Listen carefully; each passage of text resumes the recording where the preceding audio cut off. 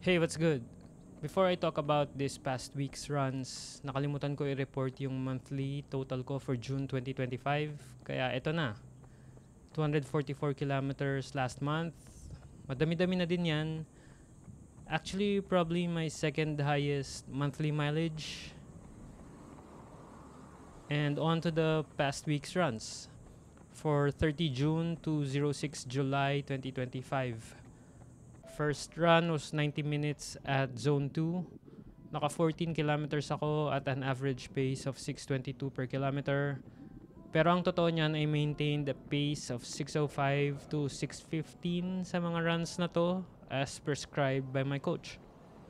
Tumataas lang yan dahil sa kain, inom, ganun. Kailangan ko talaga matutunan kumain at uminom while running. Nahihirapan ako, parang nalulunod ako o nasasamid, ganun.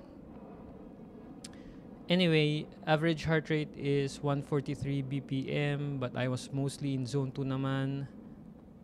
Second run was 90 minutes at Zone 2 ulit. 14 kilometers ulit yan. And akala ko medyo mabagal ako dito kasi parang feeling ko nahirapan ako. Hindi naman nahirapan, pero para kasing pagod na yung pakiramdam ko. Tingin ko dahil sa kulang sa tulog at pahinga, tsaka parang hindi rin ako nakarecover completely dun sa regular Monday strength training ko. Pero it turns out, it wasn't so bad. 2 seconds slower than the previous run, average pace of 6:24 per kilometer. Tapos 5 beats slower yung average heart rate at 138 BPM. I did take it easier pero konting-konti lang yung difference sa pace. Next day, Thursday, dapat tatakbo din ako pero sabi ko kay coach na parang pagod na ako so sa Friday na lang daw. So Friday na nga yung third run ko and kahit nakabawi na ako ng tulog at this point, hindi ko na rin pinilit yung takbo. 90 minutes ulit to pero 13 kilometers lang nagawa ko, average pace of 6:52 per kilometer.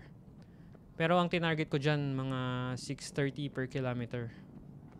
Tapos average heart rate of 131 BPM. Talagang easy-easy lang ako dito. Natatakot na ako actually, baka magkasakit pa ako lalong hindi makakatakbo. Saturday, I was also scheduled to run pero skip na lang daw muna para makarecover talaga. By Sunday, I was feeling good and ready to do my long run. At nakatakbo nga ako ng 2 hours at Zone 2 at an average pace of 6:32 per kilometer.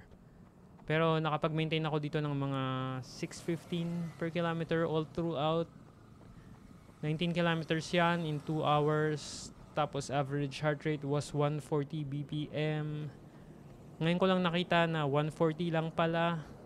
Akala ko talaga medyo mataas yung heart rate ko dito kasi syempre nakakapagod din mag-long run. No? So, bale naka 60 kilometers pa rin ako in 4 runs. Sana tuloy-tuloy na yung kumpleto kong tulog. Fingers crossed, don't tell the universe, etc. etc. Yun lang, video na yun. Shoutout sa nanay ko dyan palaging nagagalit! Shoutout kay Kevin! Ba't di ka pumunta? Oy, Kevin, di pupunta! Ay, kaya! Thank you, kaya!